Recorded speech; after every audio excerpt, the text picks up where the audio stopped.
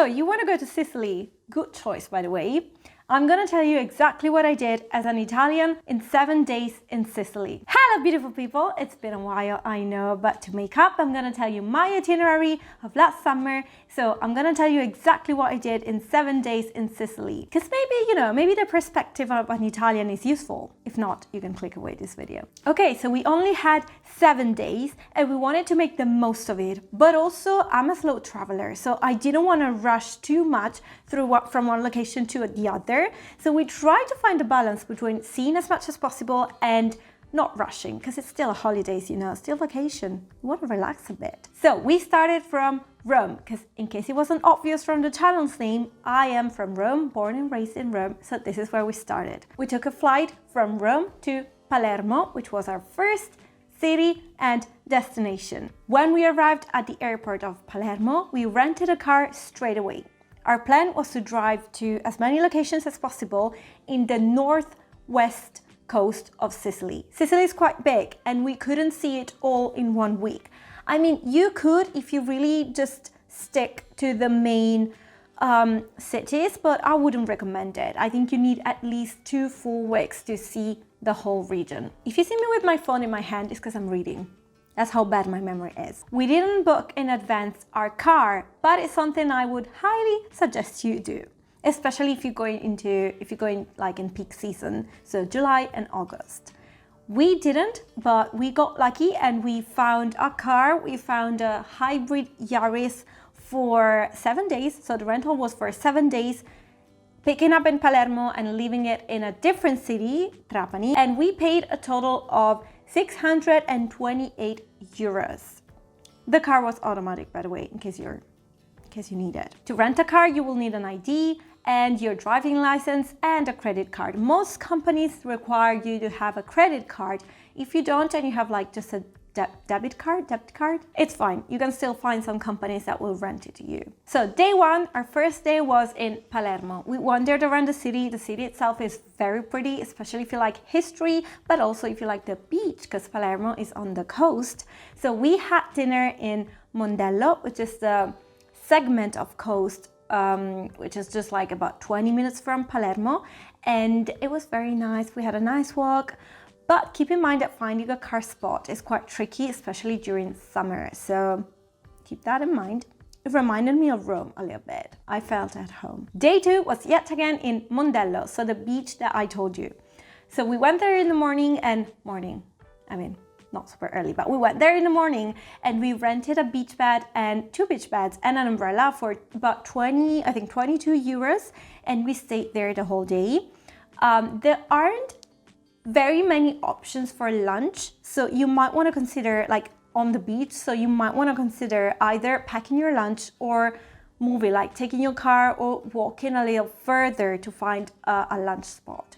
But we packed our lunch. We packed most of our lunches actually, because we were kind of on a budget. We'd rather like pack our lunch and then splurge on dinners. That's what we did, but you do you, whatever you prefer. And Mondello Beach is amazing. Needless to say, the water is crystal clear, the beach is really lovely, and I think it was probably one of my favorites. Day 3, we drove to Cefalù. Cefalù is another coastal location which is just so unique, and it might remind you a little bit of Cinque Terre, because you have these buildings right above the crystal clear water, and it's amazing. The beach itself is very tiny, so keep that in mind, and you can still rent an umbrella and beach beds. We did it, 2 beach beds and an umbrella for, I think it was much more expensive. Let me check.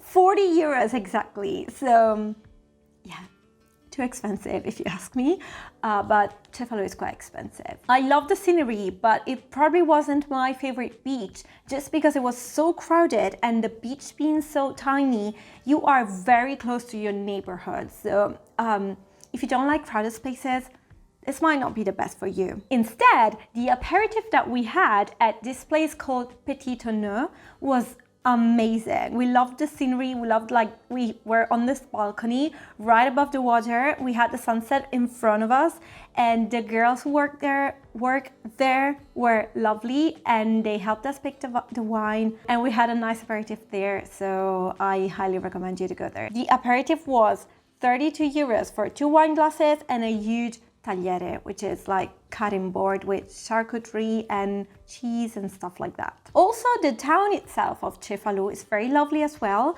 and there's actually a church which is a UNESCO heritage site, so it's worth like wandering around and have a little walk in there because it's really cute as well. Okay, day 4. We had a goal in mind. We wanted to go to the very, very famous Tonnara of Scopello, or Tonnara di Scopello in Italian. You might have seen this on Instagram if you've been looking for Sicily pictures, and it's a very unique and famous place. So you go there by car. You need a car, guys, I'm sorry. You go there by car, you park your car, you pay for the parking, and then to get to the Tonnara, you need to pay a small entrance fee, which is, I think it was like 3 euros, nothing major. But the problem is that once you're in there, because the entrance is limited to a certain amount of people, I don't know if this is because of COVID or it was like that even prior to that because they don't want to make it too crowded. I'm not sure. But you pay. So you have to get in line and wait for your turn to enter. And while you're in there, once you're in there, you cannot eat or drink anything. And since it was about noon and I was getting quite hungry and obviously wanted to drink something as well, so I told my friend I wasn't quite sure that was the best option we had. So we started asking people from there, people who were just walking by, if they knew if there was like an alternative to Scopello. And so one very kind man told us that actually a bit further on the same road, on the same street, there is this hidden, beautiful beach, which is called Baia Luce, which literally means light bay. And it's so lovely, we loved it. Now, the entrance is very, very hidden, so if you don't know it, you won't find it. I'll try to give you directions, but I don't know if you guys will find it. So you keep walking with the sea on your right side. So you keep walking, Scopello on your right side, keep walking about 500 meters. You'll find this tiny, tiny, tiny gate, which is open, but it's so tiny, like I could barely fit. If you have bags, you won't fit. So you just gotta put the bags through it and then you walk. And then there's this huge slope that you have, you go downhill, obviously, because you're higher from the level of the sea. I don't know where this is going, but you have to climb down. So you just walk and walk and walk, and eventually you get to this tiny little baia, which is bay, and you don't have a beach. It's more like rocky kind of beach, but it's really, really pretty, and the water is amazing, of course. So we just stay there for the whole day. Well, actually, we didn't stay the whole day because we still wanted to see the famous Scopello beach. So what did we do? We left all our belongings, which is something I would not necessarily recommend, and we swam to the Tonnara. It was like an insane effort that is not necessary. Trust me, don't do that. It's not necessary. And we swam for about, I don't know, I think it was 1 kilometer. But at least we can say that we also saw the Tonnara di Scopello from the water, which is nice, but it's basically the same as the baia that we were in. So again, not worth it. Don't do it. Day 5, we woke up quite early and we left Palermo. Our first stop was the Monreale Church, which is on the mountain and it's very, very nice. I highly suggest you to go there. And then we drove to Borgo Parrini, which is a small little town that they just painted very colorful. I mean, if you have time, it's worth a visit. If not, it's okay, you can skip it. And then we drove all the way to Trapani, which was our second base. So we stayed in Palermo and then Trapani as a base. Now, Trapani is quite tricky to drive in because the historical center is closed off to cars, so you cannot drive in there. So if you book a B&B in the very center, keep that in mind. You have to park outside of it and take your luggages all the way to the B&B and back when you need it. And the parking is very expensive too. So you pay a lot for the car. And I mean, I come from Rome, so if I tell you so. Nevertheless, it's a very useful base to stay in and to visit many other places. The same afternoon, we went to the Saline, which is this huge salt extraction caves. So I guess you could call them, I'm not sure actually, salt. It's a lot of salt and it's very scenic and characteristic. If you've never seen something like that, I would recommend you just pop by just for even just like, I don't know, 20 minutes, you take a few pictures and then you're done. And then for aperitif time, this was one of my favorite things that we did. We took the gondola and we went all the way up to Erice. The gondola is about 10 euros per person and it takes you directly to the top of Erice. Erice is this town right above Trapani. It doesn't take you long to get there. I can't remember exactly, but it's like just right above. Keep in mind that there's like a big difference in altitude and so in temperature. So while we were boiling hot in Trapani, once we got up to Erice, also because there was no sun, it was very cloudy, but we froze. We literally froze. So keep that in mind and pack your hoodie or something to keep you warmer. We couldn't witness the sunset in Erice because of the clouds, but if you're luckier than us, definitely go there for sunset because I've been told it's very beautiful from up there. Day 6. Again, we woke up quite early and we went and took a ferry to the island of Favignana. If you guys, again, if you've been scrolling through Instagram and doing your research, you will know that Favignana is a small little island that is a jewel. The ferry we took costs about 10 euros just for one person, not with the car, just one person, 10 euros, and it takes about 1 hour to get you to the island. Favignana is very tiny, so you can probably see it in 1 or 2 days. If you're planning to stay there overnight, you can. There are some hotels and B&Bs, but if you want to do it like what we did, so you just get there and you stay for the whole day and then you go back in the evening. So once you get to the island, you have a few options to move around because you will need it. You can't just walk around, it's too far. From one beach to the other, the distance is too much to just walk. So you can either get a bike or an e-bike. You can get a quad, which is very common as well, or you can do a boat tour that will take you to all the main beaches. I wanted to do a boat tour, but the sea was quite rough, so we ended up not doing that because it wasn't the best option. So we took e-bikes, and I risked my life, and I probably risked dying and killing a few people multiple times. The rent was 25 euros each, the price of that. Think it through. Favignana is truly beautiful. We saw 3 beaches, Cala Rossa, Cala Azzurra, and Lido Burrone.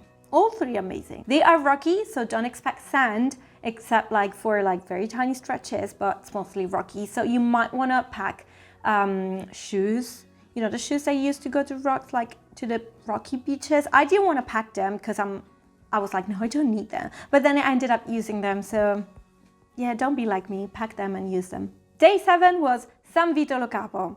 Now, San Vito Lo Capo is another staple beach that you might have heard of if you're doing your research about Sicily.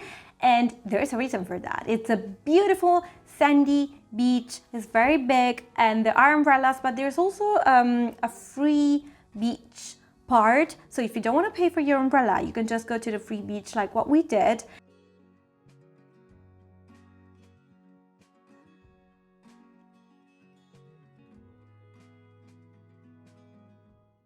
And now that we talked about all the places we've been, it's time to talk about food. I'm Italian, I've been to Sicily. Did you really think I was not going to talk about food? I'm not going to talk for another 20 minutes about all the Sicilian food, which is amazing by the way, but I'm just going to tell you my favorite places that we've been to so that I can give you recommendations. And no, they don't pay me. It's just an honest recommendation, just like you're my friends and I'm like places that I would suggest to and recommend to my friends. Okay, before I jump into the places recommendation, I know I'm all over the place, sorry. I'm gonna tell you about the typical Sicilian breakfast during summer, which is brioche with granita with panna.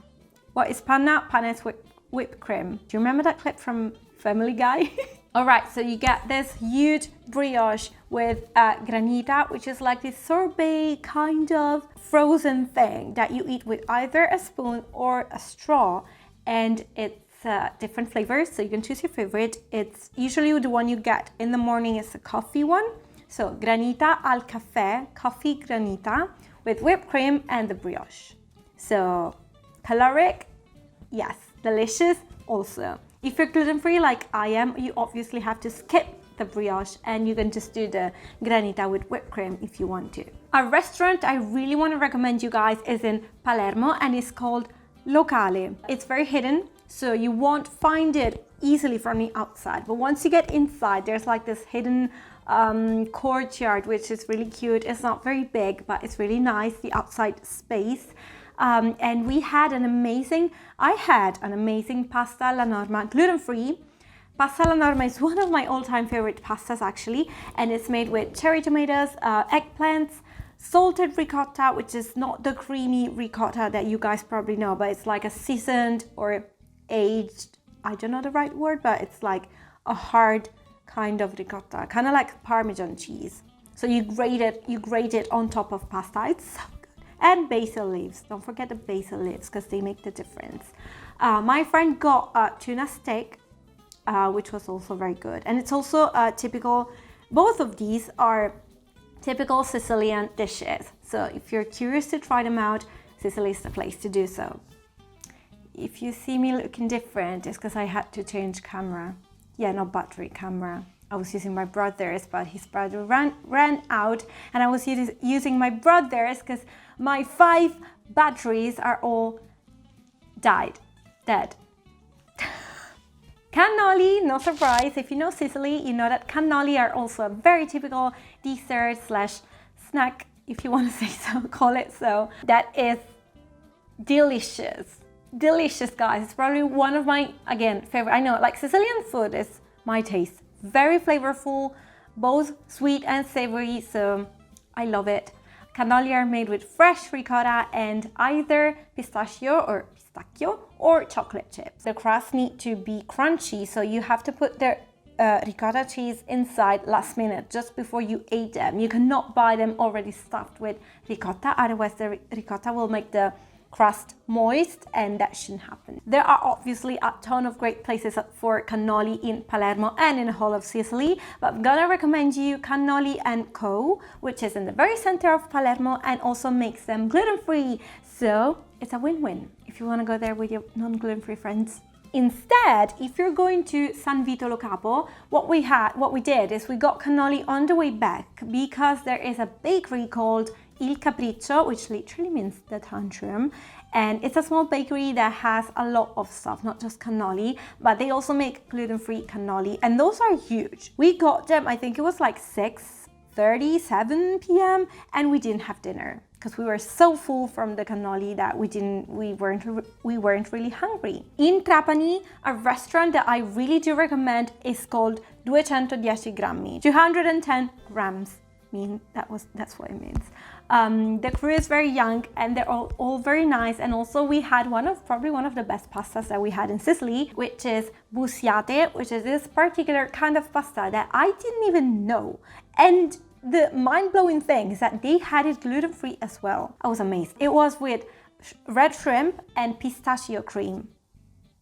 I'm not even going to tell you how absurdly good that was. The last place I already mentioned, but I'm going to tell you guys once again, is in Cefalù, and it's called Petit Tonneau. Pardon my French pronunciation. And it's an aperitif place, so it's really nice. They have a wide selection of wine and options for aperitif. If you're gluten-free, just give them a call and let them know in advance. They'll make you something. So I think that's all. I think that's all for food. Okay, before you freak out, there are also arancini or arancine, which are also a staple if you go to Sicily, but I couldn't find any gluten-free ones in like wherever I've been. So I didn't actually have them in Sicily. I had them many times in Rome, but never had them in Sicily. My friend had one like in a random place when we were walking. She wanted to try one, she had one, but it wasn't the best place, so I'm not gonna recommend it to you. So unfortunately, I didn't have my gluten-free arancino, which means I have to come back. So yeah, I think that's all I wanted to share with you for this video. Let me know if you have any questions, as something that I missed. If you want to follow me, you can do so on Instagram or TikTok. I'm not very active on TikTok because I'm old. Let me know if you enjoyed it. Leave it a like if you did. You can subscribe if you want to. If you don't want to, it's fine. I still love you, babes. And thanks for watching. Bye.